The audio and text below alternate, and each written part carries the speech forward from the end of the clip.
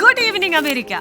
നാട്ടുനടപ്പല്ലാത്ത കേട്ടുകേഴ്വിയില്ലാത്ത പലതുമാണ് വൈറ്റ് ഹൗസും ഓവൽ ഓഫീസും ഒക്കെ ദിവസേന കണ്ടും കേട്ടുമിരിക്കുന്നത്. താൻ സർവശക്തനെന്ന് തെളിയിക്കാനുള്ള ട്രംപിന്റെ ശ്രമങ്ങളും അനുദിനം അങ്കലാപ്പിലാകുന്ന ലോകവും. അങ്ങനെ ലോകത്തെ മൊത്തത്തിലൊരു വെള്ളരിക്കാപ്പട്ടണമാക്കുകയാണോ ട്രംപ് എന്ന ചോദ്യമുയർത്തുന്നവർ ഒരു വശത്ത്. ആർക്കെന്ത് പറ്റിയാലും അമേരിക്കയെ മഹത്തരമാക്കാനുള്ള ട്രംപിന്റെ ശ്രമങ്ങൾക്ക് കൈയടിക്കുന്ന മറ്റൊരു വിഭാഗം. ആകെ വെടിയും പുകയുമായി നിൽക്കുമ്പോൾ അസ്തിത്വമില്ലായ്മ അനുഭവിക്കുന്ന ചിലരും. അതിനിടെയാണ് രണ്ടും കൽപ്പിച്ച് ഹമാസുമായുള്ള അമേരിക്കയുടെ രഹസ്യ ചർച്ച. ഒപ്പം ഒക്കച്ചങ്ങായിയായ ഇസ്രയേലിന്റെ പരിഭവവും പിണക്കങ്ങളും. ബന്ദികളെ വിട്ടയച്ചില്ലെങ്കിൽ ഹമാസിനെ മുച്ചൂടും മുടിക്കുമെന്ന ട്രംപിന്റെ ഭീഷണിക്ക് അവർ കാര്യമായ വില കൊടുത്തു. പുത്തൻ ലോകക്രമം സൃഷ്ടിക്കാനുള്ള ട്രംപിന്റെ ശ്രമങ്ങളുടെ പരിണിത ഫലങ്ങൾ എന്തൊക്കെയാകും?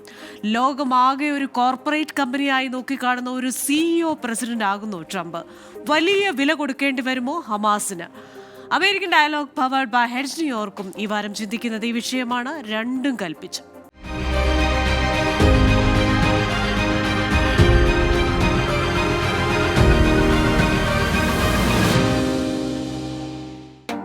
ഇന്നത്തെ എന്റെ അതിഥികൾ: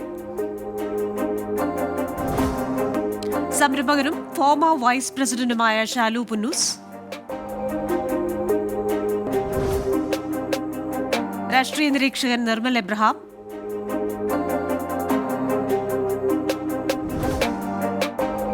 അമേരിക്കൻ രാഷ്ട്രീയ നിരീക്ഷകനും എയർ ഫിൽട്ടർ ടെക് സ്ഥാപകനുമായ റോഷ് രാജൻ എന്നിവരാണ്. എല്ലാ അതിഥികൾക്കും എല്ലാ പ്രേക്ഷകർക്കും American dialogue powered by hedge ന്യൂയോർക്കിലേക്ക് സ്വാഗതം. ആദ്യം അതിഥികളിലേക്കാണ്. ശ്രീ റോഷ് രാജൻ, അത് പതിറ്റാണ്ടുകളായിട്ടുള്ള അമേരിക്കയുടെ ഒരു നയമുണ്ടല്ലോ, ഭീകര സംഘടനകളുമായി നേരിട്ട് ചർച്ച നടത്തില്ല, മധ്യസ്ഥരില്ലാത്ത ചർച്ച. പക്ഷേ ഈ 1996 ഒരു ഭീകര സംഘടനയായി അമേരിക്ക പ്രഖ്യാപിക്കുകയും കൃത്യമായ അകലം പാലിക്കുകയും ചെയ്ത ഹമാസുമായി നടത്തിയ ഈ ചർച്ച അമേരിക്കയുടെ ഒരു നയവ്യതിയാനമെന്ന് തന്നെ പറയാമോ? അമേരിക്കയിലെ ഇപ്പം നടക്കുന്ന എല്ലാം കാര്യങ്ങൾ എല്ലാവർക്കും കാണാം. സോ ബേസിക്കലി എന്റെ വ്യൂ പോയിന്റില് ഇതൊക്കെ ഇങ്ങനെ വല്ലവരിനെ വിളിച്ചിട്ട് ഇൻസൾട്ട് ചെയ്യുന്ന അത് definitely it's not correct according to me. പിന്നെ നമ്മുടെ നമ്മളെ നാട്ടിൽ നിന്ന് ഇവിടെ വന്നു, ഇവിടെ ജീവിക്കാൻ വേണ്ടി വന്നയാ. സോ നമ്മൾ ആ നോക്കാനെടുത്ത് നമ്മൾ ഈ ട്രംപിന്റെ പോലത്തെ പ്രസിഡന്റ്ഷിപ്പില് ഡെഫിനറ്റ്ലി എനിക്ക് ഒരു അഭിപ്രായം ഇല്ല ട്രംപിനെ പറ്റി. പക്ഷെ what I would say is, നമ്മൾ ഈ ചെയ്യുന്ന നല്ല കാര്യങ്ങളും പന്ന കാര്യങ്ങളും ഉണ്ടോ. അതിനകത്ത് നല്ല കാര്യം ട്രംപ് ചെയ്യുന്നത് കണ്ടു. പക്ഷെ പന്ന കാര്യങ്ങൾ ചെയ്യുന്ന അതിനകത്ത് ഒരാളിനെ അവിടുന്ന് വേറെ കൺട്രിയിൽ നിന്ന് വിളിച്ചിട്ട് ഡോക്യുമെന്റ് സൈൻ ചെയ്യാൻ വേണ്ടി പറയുക, അയാളെ ഇൻസൾട്ട് ചെയ്യുക, അയാൾ എന്തോ ഇട്ടേക്കുന്നതെന്ന് പറഞ്ഞ്. So that's according to me it's not really good for the American view point. അത് ഡെമോക്രാറ്റ്സ് ആയോ റിപ്പബ്ലിക്കൻ ആയോ അതിനകത്ത് മനുഷ്യത്വത്തിന്റെ കാര്യം ബേസിക്കലി ഐ ഡോണ്ട് സീ ഒരു ഹ്യൂമൻ ബിഹേവിയർ അതിനകത്തുണ്ടായിരുന്നു. Like I feel that it is very rough approach to any kind of president. If suppose നമ്മുടെ ഇന്ത്യയുടെ പ്രസിഡന്റ് ഇവിടെ വന്നിട്ട് ആ പുള്ളിക്കാരൻ അങ്ങനെ ഇൻസൾട്ട് ചെയ്തായിരുന്നെങ്കിൽ ചിലപ്പോൾ India would not be a happy country, right, for America. So എന്റെ അഭിപ്രായം, there are good parts of Democrats and Republicans, but what he did right now was not good at all. ശരി, ശ്രീ ഷാലു പുന്നൂസ്, ഇപ്പോൾ ഈ സംഭവിക്കുന്ന ജനുവരി 20 മുതൽ സംഭവിക്കുന്ന കാര്യങ്ങൾ നമുക്കറിയാം. ഓരോ ദിവസവും പ്രവചനാതീതമായി ഓരോ കാര്യങ്ങൾ ഇങ്ങനെ, ഓരോ ഉത്തരവുകൾ ഇങ്ങനെ ട്രംപ് പുറപ്പെടുവിച്ചുകൊണ്ടിരിക്കുകയാണ്. അപ്പോൾ ലോകത്തെ മൊത്തം ഒരു കോർപ്പറേറ്റ് കമ്പനിയായിട്ട് കണ്ട്, ആ കമ്പനിയുടെ സർവശക്തനായ ഒരു CEO ആയി കണ്ട് കാര്യങ്ങൾ നീക്കുന്ന ഒരു പ്രസിഡന്റ് ആണോ ട്രംപ് എന്ന സംശയം ലോകത്തിൽ പലർക്കും ഉണ്ട്. അപ്പോൾ അതിനിടെയാണ് ഈ ഹമാസ് വിഷയത്തിലുള്ള ട്രംപിന്റെ ഇടപെടൽ. അമേരിക്കയുടെ ഒരു പ്രഖ്യാപിത നയമുണ്ടല്ലോ, അമേരിക്ക ഒരിക്കൽ പോലും ഒരു ഭീകര സംഘടനയുമായി നേരിട്ടുള്ള ഒരു ചർച്ച നടത്തില്ല എന്നത്. അപ്പോൾ ഇത്തരത്തിലുള്ള കാര്യങ്ങളിൽ പെട്ടെന്നെടുക്കുന്ന തീരുമാനങ്ങൾ ഇത് എവിടെ ചെന്ന് അവസാനിക്കും? നമസ്കാരം. ആദ്യം തന്നെ നമ്മുടെ പ്രിയപ്പെട്ട സുഹൃത്ത് റോഷ് പറഞ്ഞ ഒരു കാര്യത്തിനോട് ഞാനൊന്ന് ഒരു റിപ്ലൈ പറയുകയാണ്. നമ്മുടെ സെലൻസ്കിയെ വൈറ്റ് ഹൗസിൽ വിളിച്ച് അപമാനിച്ചു, ഇന്ത്യയുടെ പ്രസിഡന്റ് ആയിരുന്നു, എന്ത് ചെയ്യും എന്നാണ് അദ്ദേഹം പറഞ്ഞത്. നമ്മുടെ സെലൻസ്കി ഇവിടെ വന്നത് ഇന്ത്യയുടെ പ്രസിഡന്റ് വന്നതും തമ്മിൽ വളരെ വ്യത്യാസമുണ്ട്. ഇന്ത്യയുടെ പ്രധാനമന്ത്രി വന്നത് വളരെ തലയെടുത്ത് നിൽക്കുന്ന ഒരു രാജ്യത്തിന്റെ പ്രധാനമന്ത്രിയായിട്ടാണ് ഇവിടെ വന്നത്. സെലൻസ്കി വന്നത് അമേരിക്കയുടെ സഹായത്തോടെ മില്യൺസ് ഓഫ് ഡോളർ വാങ്ങിച്ച് യുദ്ധം ചെയ്തുകൊണ്ടിരിക്കുന്ന അമേരിക്കയുടെ സഹായത്തോടെ നിലനിൽക്കുന്ന ഒരു രാജ്യത്തിന്റെ പ്രതിനിധിയായിട്ടാണ്. അപ്പൊ രണ്ടുപേരും തമ്മിൽ വളരെ വ്യത്യാസമുണ്ട്. ഇനി അതല്ല ചർച്ചാ വിഷയം, അതുകൊണ്ട് അതിലേക്ക് കടക്കുന്നില്ല. പിന്നെ ഇപ്പൊ ചോദിച്ച കാര്യം, ഭീകര സംഘടനകളുമായി നേരിട്ട് അമേരിക്ക ചർച്ച ചെയ്തിട്ടുണ്ടോ എന്ന്. അത് നമുക്ക് കാലം നോക്കിക്കഴിഞ്ഞാൽ മനസ്സിലാക്കാൻ പറ്റും. 2014 താലിബാനുമായിട്ട് ഒബാമ നേരിട്ട് ചർച്ച നടത്തിയ സാഹചര്യമുണ്ട്. അവരുടെ തടങ്കിലിരുന്ന ആൾക്കാരെ ഇവിടെ നിന്ന് റിലീസ് ചെയ്യുകയും പകരം അങ്ങോട്ടും ഇങ്ങോട്ടും എക്സ്ചേഞ്ച് ചെയ്യുകയൊക്കെ ചെയ്തിട്ടുണ്ട്. ഇപ്പോഴത്തെ സാഹചര്യം എന്ന് പറഞ്ഞാൽ ഹമാസ് യുദ്ധമാണ്. ഹമാസ് കാണിച്ചത് ഒക്ടോബർ മാസം 7-ാം തീയതി ഇസ്രായേലിന്റെ മണ്ണിൽ കടന്നു കയറി ആയിരക്കണക്കിന് ഇസ്രായേലികളെ കൊല്ലുകയും ബന്ദികളാക്കുകയും വളരെ മൃഗീയമായ രീതിയിൽ സ്ത്രീകളെ ബലാത്സംഗം ചെയ്യുകയും കുട്ടികളെ ഓവനകത്ത് വെച്ച് ബാൻ ചെയ്യുകയും ഒക്കെ വളരെ അമാനുഷികമായ രീതിയിൽ മനുഷ്യന് ചെയ്യാൻ പറ്റാത്ത മൃഗീയമായ കർമ്മങ്ങളാണ് ഹമാസ് ചെയ്തിരിക്കുന്നത്. അപ്പൊ ഹമാസുമായിട്ട് അങ്ങനെയാണ് ഇസ്രായേൽ ഒരു യുദ്ധം സ്റ്റാർട്ട് ചെയ്തത്. യുദ്ധം നിർത്താനുള്ള ചർച്ചകൾക്ക് മധ്യസ്ഥ വഹിക്കുന്ന ഒരു പ്രധാന ഘടകം എന്ന രീതിയിൽ കഴിഞ്ഞ അഡ്മിനിസ്ട്രേഷനെ കൊണ്ട് യുദ്ധത്തിനകത്ത് ഒരു രീതിയിലുള്ള നിർത്തലും അല്ലെങ്കിൽ ഒരു രീതിയിലുള്ള തടസ്സവും യുദ്ധത്തിന് മാറ്റാനായിട്ട് അവർ സാധിച്ചില്ല. പക്ഷേ ട്രംപ് എന്ന് പറയുന്നത് ശക്തനായ ഒരു ഭരണാധികാരിയാണ്. ഒരു കാര്യം പറഞ്ഞാൽ അദ്ദേഹം അത് ചെയ്യും എന്ന് കഴിഞ്ഞ 40 ദിവസം കൊണ്ട് തന്നെ അമേരിക്കക്കാർക്ക് മനസ്സിലായി. അതിന്റെ ഭാഗമായിട്ടാണ് ഹമാസുമായിട്ട് ഡയറക്റ്റ് ചർച്ച നടത്തിയതും വളരെയധികം പുരോഗമനം കൈവരിച്ചിട്ടുള്ളതും. ഹമാസിനോട് അന്ത്യശാസനം നൽകിയിരിക്കുകയാണ്. ബന്ദികളായിരിക്കുന്ന സകല ഇസ്രായേലികളെയും അമേരിക്കൻ പൗരന്മാരെയും വിട്ടയച്ചില്ലെങ്കിൽ ഹമാസിനെ നശിപ്പിക്കുമെന്ന്. ശാലു, ഒരു കാര്യം പറഞ്ഞു കഴിഞ്ഞാൽ അത് ചെയ്യുമെന്ന് പറഞ്ഞു കഴിഞ്ഞാൽ ഇപ്പോ അദ്ദേഹം പറഞ്ഞത് അദ്ദേഹം അധികാരത്തിലേറ്റ് മണിക്കൂറുകൾക്കുള്ളിൽ തന്നെ ലോക സമാധാനം പുനഃസ്ഥാപിക്കും, ഇസ്രയേൽ യുദ്ധത്തിന് ഒരു അറുതി ഉണ്ടാകും, യുക്രൈൻ റഷ്യ യുദ്ധം അവസാനിപ്പിക്കും എന്നൊക്കെയാണ്. പക്ഷേ ഈ പറയുന്നത് പോലെ അദ്ദേഹം ചില ഭീഷണികളൊക്കെ മുഴക്കുന്നുണ്ടെങ്കിലും ഇതൊക്കെ അതേ നിലയിൽ തന്നെ നിലനിൽക്കുകയാണ്. ചില നടപടികൾ ഉണ്ടായെന്ന് അധികാരത്തിൽ വരുന്നതിന് മുമ്പ് തന്നെ ഹമാസ് യുദ്ധം വെടിനിർത്തൽ കരാർ ഒപ്പിട്ട് കഴിഞ്ഞല്ലോ. ഇപ്പം ഹമാസ് യുദ്ധമില്ല.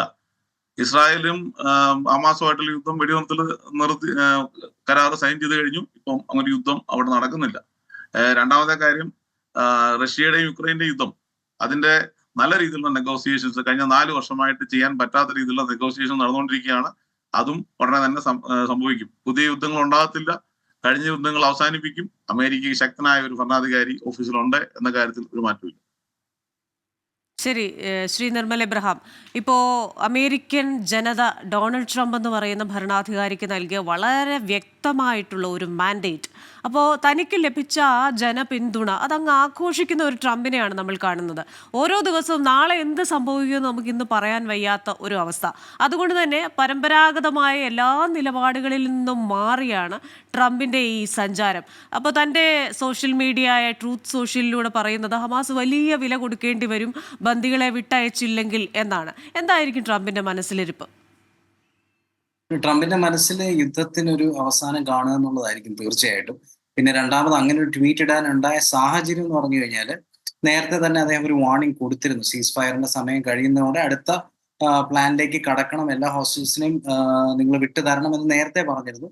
അത് അനുസരിച്ച് ഹമാസ് ഒന്നും ചെയ്തില്ല. മൂന്നാമത്തെ കാര്യം, വന്ന ഹോസ്റ്റേജസ് എല്ലാം തന്നെ വൈറ്റ് ഹൗസിൽ ചെന്ന് പ്രസിഡന്റിനെ കണ്ട് അദ്ദേഹത്തോട് വിവരിച്ചു. അപ്പൊ ആ വിവരണത്തിൽ നമ്മൾ പോലും കേട്ടിട്ടില്ലാത്ത രീതിയിൽ ഈ ഹോസ്റ്റേജസിനെ വെച്ചോണ്ടിരുന്ന തന്നെ വളരെ മൃഗീയമായിട്ടുള്ള രീതിയിൽ ട്രീറ്റ് ചെയ്തു, ഇൻഹ്യൂമൻ ആയിട്ടുള്ള രീതിയിൽ ട്രീറ്റ് ചെയ്തു എന്നുള്ളത് കേട്ടപ്പോഴത്തേക്കും തീർച്ചയായിട്ടും റിയാക്ട് ചെയ്യണമെന്ന് തോന്നിയതായിരിക്കും ഒരു കാരണം. കാരണം അവരുടെ ഡിസ്ക്രിപ്ഷൻസ് കേട്ടിട്ടുണ്ടോ എന്ന് അറിയില്ല. അതിൻ്റെ അകത്ത് പറയുന്നവര് പട്ടിണിക്ക് ദിവസങ്ങളോളം ഇട്ടിട്ട് അവരുടെ മുന്നിലിരുന്ന് ഭക്ഷണം കഴിച്ച് അട്ടഹസിക്കുന്നു, അവരുടെ മുന്നിൽ വെച്ച് കൈയും കാലും കുട്ടികളുടെ വെട്ടുന്നു, അല്ലെങ്കിൽ അവരെ ഒറ്റപ്പെടുത്തിക്കൊണ്ട് ഏതെങ്കിലും ടണ്ണിൽ ശ്വാസം പോലും കിട്ടാത്ത നിലയിൽ ദിവസങ്ങളോളം ഇടുന്നു. ഇങ്ങനെയുള്ള രീതിയിലുള്ള ഒരുപാട് പീഡനം അനുഭവിച്ചവരാണ് ഈ ഹോസ്റ്റേജസ്. അപ്പൊ ഒരുപക്ഷെ ട്രംപ് ചിന്തിച്ചു കാണും, സത്യം പറഞ്ഞാൽ ഇപ്പൊ ഈ ബാക്കിയുള്ള 24 ഹോസ്റ്റേജസിനെ കൊല്ലുന്നില്ലെങ്കിൽ അവർ ചാകാതെ ചാകുമല്ലേ.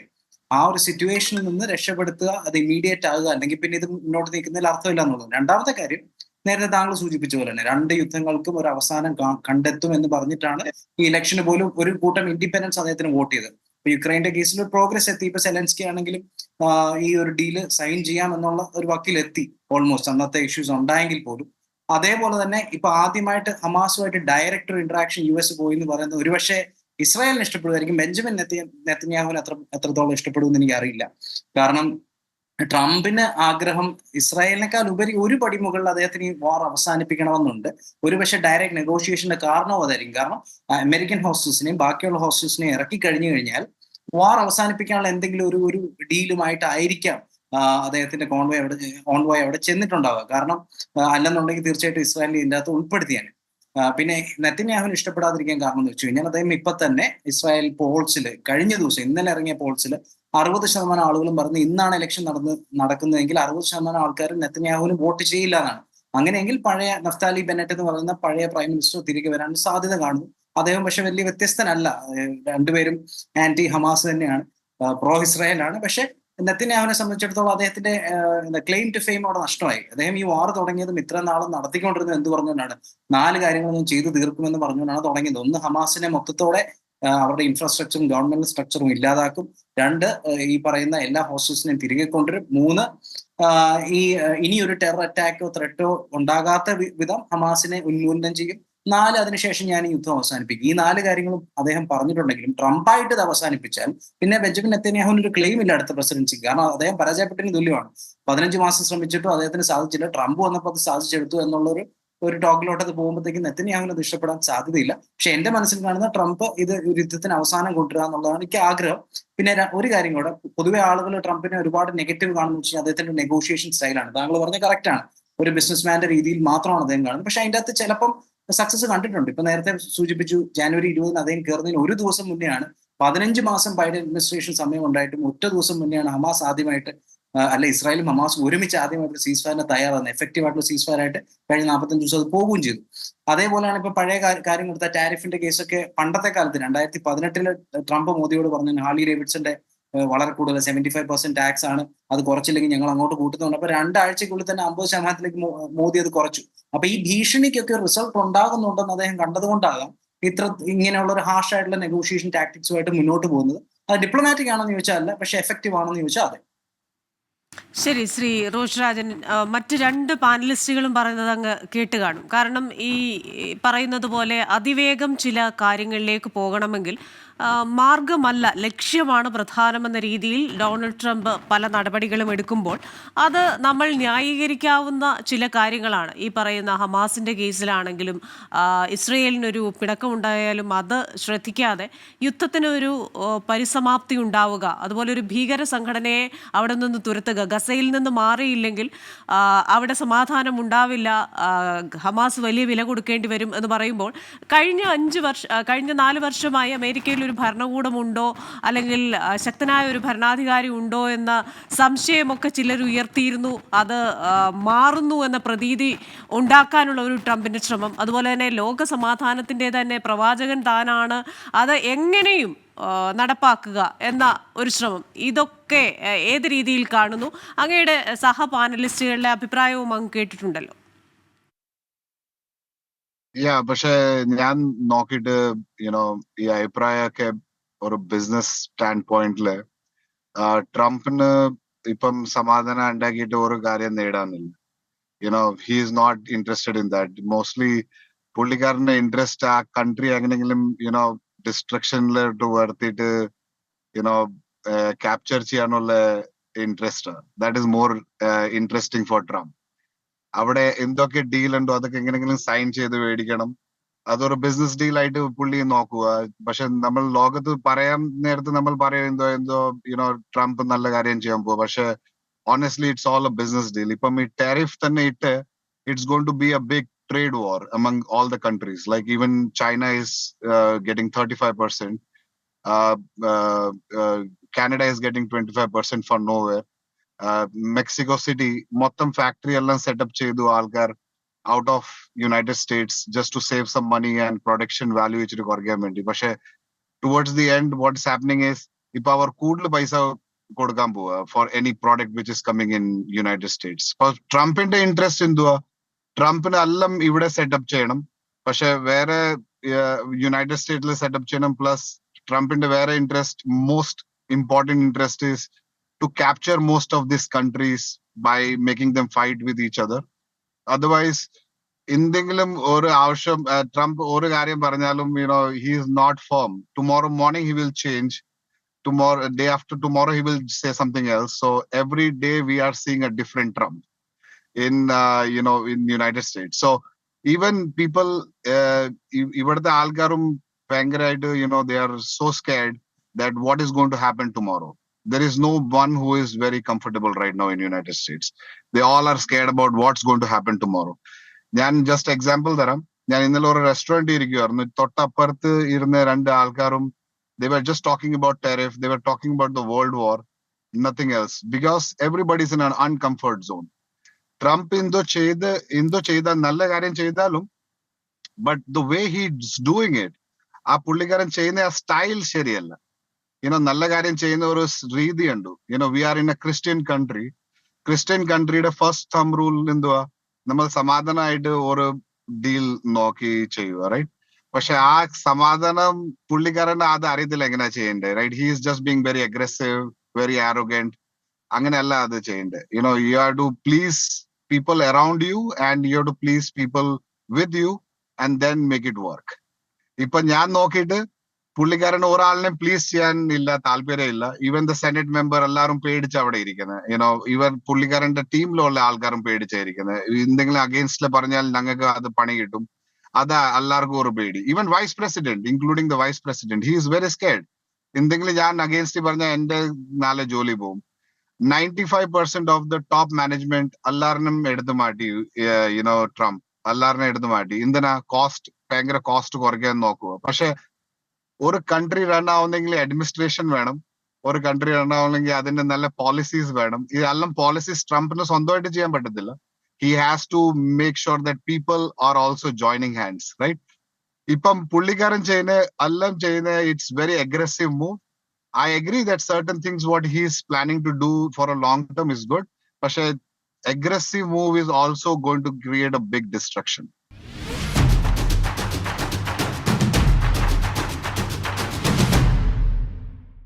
നമ്മൾ ഈ മാർഗം അല്ല ലക്ഷ്യമാണ് പ്രധാനം എന്ന് പറയുമ്പോൾ അതിവേഗം കാര്യങ്ങൾ സാധിക്കാൻ വേണ്ടി ചെയ്യുന്ന കാര്യങ്ങളിൽ മാർഗം വളരെ പ്രധാനമാണ്. ഇപ്പോൾ ട്രംപ് അവലംബിക്കുന്ന മാർഗം ശരിയല്ല എന്നാണ് അദ്ദേഹം പറയുന്നത്. ഒപ്പം തന്നെ ലോകസമാധാനം അല്ലെങ്കിൽ ലോകത്ത് നന്മ സംഭവിക്കുക എന്നതിലൊക്കെ ഉപരിയായി എവിടെ എന്ത് ഡീലുണ്ടാക്കിയാലും അതിലൊരു ബിസിനസ് കണ്ണുകൂടി ഉണ്ട് ഡൊണാൾഡ് ട്രംപിനെന്നാണ് അദ്ദേഹം പറഞ്ഞു വെക്കുന്നത്. ഇപ്പോൾ യുക്രൈൻ ആണെങ്കിൽ അവരുടെ ധാതുക്കളിൽ കണ്ണുവെക്കുക. അപ്പോൾ ഓരോ ഇടത്തും എങ്ങനെ അമേരിക്കയ്ക്കൊരു പ്രയോജനം ഉണ്ടാക്കാം. നമ്മൾ പറയാറില്ലേ, ഒന്ന് ചീഞ്ഞ് മറ്റൊന്നിന് വളമാകുക. അപ്പോൾ അമേരിക്കയുടെ നന്മയ്ക്ക് വേണ്ടി മറ്റുള്ളവർ ചെയ്യുക എന്ന് പറയുന്ന ഒരു നയത്തിലേക്കാണ് ഡൊണാൾഡ് ട്രംപ് പോകുന്നത്. അതുതന്നെയാണ് ഈ ഹമാസിന്റെ കാര്യത്തിലും സംഭവിക്കുന്നതെന്നാണ് അദ്ദേഹം പറയുന്നത്. ഫസ്റ്റ് ഓഫ് ഓൾ, ഇപ്പം ക്രിസ്റ്റീന പറഞ്ഞത് തന്നെയാണ് അതിന്റെ ആൻസർ. അമേരിക്കയ്ക്ക് പ്രയോജനം ഉണ്ടാക്കുക എന്ന ആഗ്രഹത്തോടെയാണ് അമേരിക്കൻ പ്രസിഡന്റ് ജോലി ചെയ്യേണ്ടത്. അല്ലാതെ മറ്റ് രാജ്യങ്ങളെ വളർത്താനല്ല അമേരിക്കൻ പ്രസിഡന്റ് ജോലി ചെയ്യുന്നത്. അതിനുവേണ്ടിയാണ് ഈ ജനങ്ങള് അമേരിക്കയില് ട്രംപിനെ വോട്ട് ചെയ്ത് വിജയിപ്പിച്ചത്. അമേരിക്ക ഫസ്റ്റ് എന്ന പോളിസിക്ക് വേണ്ടി മാത്രമാണ്. This is what the voted for. അല്ലാതെ ചൈനയോ അല്ലെങ്കിൽ റഷ്യയോ അല്ലെങ്കിൽ മറ്റുള്ള രാജ്യങ്ങളെ വളർത്താൻ വേണ്ടിയല്ല. പിന്നെ സമാധാനത്തിന്റെ കാര്യം പറഞ്ഞു. കഴിഞ്ഞ 4 വർഷം ട്രംപ് അഡ്മിനിസ്ട്രേഷൻ ഓഫീസിൽ ഇരുന്നപ്പോൾ ഒരു യുദ്ധങ്ങളും തുടങ്ങിയിട്ടില്ല. മറിച്ച് തുടങ്ങിയ യുദ്ധങ്ങളെല്ലാം അവസാനിപ്പിച്ചിട്ടേ ഉള്ളൂ. പിന്നെ വേ ഓഫ് നെഗോഷിയേഷൻ. അപ്പം എൻ്റെ പ്രിയ സുഹൃത്ത് ട്രംപിനെ വിമർശിക്കുന്ന റോഷ് പോലും പറഞ്ഞത് നെഗോസിയേഷന്റെ രീതിയിൽ ഒരു വ്യത്യാസമുള്ളൂ, ചെയ്യുന്ന പ്രവൃത്തികൾ റൈറ്റ് ആണെന്നാണ്. അപ്പോൾ മാർഗം എന്തായാലും ലക്ഷ്യം കറക്റ്റ് ആയിട്ട് വന്നു കഴിഞ്ഞാൽ what or is a negotiation, it doesn't matter, we have to get the right thing. ഇപ്പോൾ ഞാൻ പറയാം, ഒരു കോസ്റ്റ് കട്ട് ചെയ്യുന്ന ഒരു എക്സാമ്പിൾ പറഞ്ഞു. ഡോഡ്ജ് എന്ന് പറയുന്ന ടീം ഇവിടെ പല കാര്യങ്ങളും തപ്പി നോക്കിയപ്പോൾ US 160,000 ആൾക്കാർ, 150 വയസ്സുള്ളവർ ഇപ്പോഴും സോഷ്യൽ സെക്യൂരിറ്റി വാങ്ങിച്ചുകൊണ്ടിരിക്കുക. അവർ മരിച്ചിട്ട് 10-9 വർഷമായി, ഇപ്പോഴും അവർക്ക് സോഷ്യൽ സെക്യൂരിറ്റി കിട്ടോണ്ടിരിക്കുക. അപ്പൊ അങ്ങനെയുള്ള കോസ്റ്റ് എഫക്റ്റീവ് ആയിട്ടുള്ള കാര്യങ്ങളാണ് അവർ ചെയ്യുന്നത്. ഇപ്പൊ തന്നെ കഴിഞ്ഞ ദിവസം പുള്ളി പറഞ്ഞ സാധാരണക്കാർക്ക് വേണ്ടി പറഞ്ഞ 2 കാര്യങ്ങൾ ഞാൻ പറയാം. ഇവിടെ ടിപ്പിന് ടാക്സ് കട്ട് ചെയ്തു. അതായത് നമ്മൾ റെസ്റ്റോറന്റിൽ ടിപ്പ് വാങ്ങിക്കുന്നതിന് ടാക്സ് കൊടുക്കണ്ട. രണ്ടാമത്തേത് ഓവർ ടൈം. ഇവിടെ മനുഷ്യൻ ഓവർ ടൈം ചെയ്ത് സ്ട്രഗിൾ ചെയ്യുന്ന ഒരു രാജ്യമാണ്. നമ്മൾ പുറത്ത് നോക്കുമ്പോൾ അമേരിക്കക്കാരൻ നല്ല ഡ്രസ് ഇട്ട് നല്ല കാറിലൊക്കെ വരുന്നുണ്ട്. പക്ഷെ ഇവിടെ രാവും പകലും ഓവർ ടൈം ചെയ്തിട്ടാണ് അവർ ജീവിക്കുന്നുള്ള സത്യം ഇവിടെ വന്ന് കണ്ടവർക്ക് മനസ്സിലാവും. ഓവർ ടൈമിന് ടാക്സസ് എടുത്തു കളഞ്ഞു. അങ്ങനെ നല്ല നല്ല കാര്യങ്ങൾ ഈ രാജ്യത്തിന് പുരോഗതിക്ക് വേണ്ടിയുള്ള കാര്യങ്ങളാണ് ട്രംപ് ചെയ്യുന്നത്. അല്ലാതെ ഇപ്പം മെക്സിക്കോയിൽ പോയി കമ്പനി തുടങ്ങി സ്റ്റാർട്ട് ചെയ്തു. എനിക്കറിയാം, എൻ്റെ അടുത്തുള്ള ഒരു കമ്പനി മെക്സിക്കോയിൽ പോയി സ്റ്റാർട്ട് ചെയ്തതാണ്. അവിടുത്തെ അഡ്മിനിസ്ട്രേഷൻ അവിടെ ചെറിയ കമ്പനിയുള്ള അവരവിടെ സ്റ്റാർട്ട് ചെയ്തു. 6 മാസം കഴിഞ്ഞപ്പോൾ ആ കമ്പനിയുടെ സ്റ്റോപ്പ് എന്നറിയോ, മെക്സിക്കോയിൽ പോയി അവിടുത്തെ എംപ്ലോയീസ് ശമ്പളം കിട്ടിക്കഴിഞ്ഞാൽ 2 ആഴ്ച വരത്തില്ല. അമേരിക്കൻസ് അങ്ങനല്ല, അവര് സ്റ്റേബിൾ ആയിട്ട് ജോലിക്ക് വരുന്നവരാ. മെക്സിക്കോയിൽ ശമ്പളം കിട്ടിക്കഴിഞ്ഞാൽ അവരെ പൈസ അടിച്ചു കൊടുത്തിട്ട് 2 ആഴ്ച കഴിഞ്ഞാൽ വരത്തുള്ളൂ. അങ്ങനെ അവർ കമ്പനി മുന്നോട്ട് നടക്കാൻ പറ്റില്ല. അതുകൊണ്ട് ആ കമ്പനി ഇവിടെ തിരിച്ചു വന്നു. അപ്പോൾ ട്രംപ് ചെയ്യുന്ന കാര്യങ്ങൾ വളരെ റൈറ്റ് ആയിട്ടുള്ള കാര്യങ്ങളാണ്. പിന്നെ ദ വേ ഹീസ് ഡൂയിങ് അത് ആർക്കെങ്കിലും ഹെൽപ്പ് ചെയ്താണ്. പക്ഷേ എൻഡ് ഓഫ് ദി ഡേ ഇപ്പൊ ആ പറഞ്ഞ കൂട്ടത്തില് ഫെഡറൽ ഗവൺമെന്റ് ഉദ്യോഗസ്ഥരെ കുറെ പേരെ പിരിച്ചുവിടൽ, കുറെ പേർക്ക് നോട്ടീസ് നൽകുന്നു, വാർണിംഗ് നൽകുന്നു, സെക്കൻഡ് വീക്ക് അഗെയിൻ മെയിൽ നൽകുന്നു. അപ്പോൾ ഇതിൽ ദേശീയ സുരക്ഷയുമായി ബന്ധപ്പെട്ട് വളരെ അടുത്ത് പ്രവർത്തിച്ച ചില ഉദ്യോഗസ്ഥരുമുണ്ട്. അപ്പോൾ പിന്നീട് നമുക്ക് അറിയാൻ കഴിയുന്നത് റഷ്യയും ചൈനയും പോലുള്ള രാജ്യങ്ങള് റിക്രൂട്ട്മെന്റ് സൈറ്റുകൾ തുടങ്ങി ഈ പിരിച്ചുവിടപ്പെട്ട അല്ലെങ്കിൽ പിരിച്ചുവിടാൻ നോട്ടീസ് ലഭിച്ച ഉദ്യോഗസ്ഥരെ ഹയർ ചെയ്യുന്നു. എത്രത്തോളം അപകടകരമായിരിക്കും അതെന്ന് നമുക്ക് ആലോചിക്കാമല്ലോ. അമേരിക്കയുടെ ദേശീയ രഹസ്യങ്ങൾ അറിയുന്ന ഉദ്യോഗസ്ഥരെ ചൈനയും റഷ്യയും ഒക്കെ. അപ്പോൾ നമ്മൾ പുറത്തുനിന്ന് നോക്കുമ്പോൾ ചില കാര്യങ്ങളിലൊക്കെ അമേരിക്കയ്ക്ക് ഇത് നല്ലതാണെന്ന് തോന്നുമെങ്കിലും ഈവൻ ഇക്കണോമിക് കേസിലാണെങ്കിൽ പോലും ഒരു ലോങ് ടേമിൽ വരുമ്പോൾ ചില കാര്യങ്ങൾ അത് തിരിച്ചടിയായി വരാനുള്ള ഒരു സാധ്യത ഉണ്ടെന്ന് വിലയിരുത്തുന്നവരുമുണ്ട്. അല്ല ക്രിസ്റ്റീന, അതിനകത്തൊരു തെറ്റുണ്ട്. കാരണം അമേരിക്കയുടെ സുപ്രധാന പൊസിഷനിൽ ജോലി ചെയ്ത വ്യക്തികൾക്ക് മറ്റ് രാജ്യത്തിന്റെ ഏജൻസികളിൽ ജോലി ചെയ്യാൻ റൈറ്റ് ഇല്ല, അവർ ചെയ്യാൻ പറ്റില്ല. അവർ സൈൻ ചെയ്തിട്ടാണ് അവർ ഓർഡർ ജോലിക്ക് കയറുന്നത്. അപ്പം അമേരിക്കയുടെ സുപ്രധാന രഹസ്യങ്ങൾ അറിയാവുന്ന ഒരു വ്യക്തിയും മറ്റൊരു രാജ്യത്തിന് വേണ്ടിയോ മറ്റൊരു ഏജൻസിക്ക് ജോലി ചെയ്യത്തില്ല. തെറ്റായിട്ടുള്ള ഇൻഫർമേഷൻ ആണ്. അല്ല, പിരിച്ചുവിട്ട ആൾക്കാരെ ഹയർ ചെയ്യുന്നതിലും അമേരിക്കയിൽ നിന്ന് അവർക്ക് മാറി ജോലി ചെയ്യുന്നതിനും ഒന്നുമുള്ള തടസ്സം ഉണ്ടാവില്ലല്ലോ.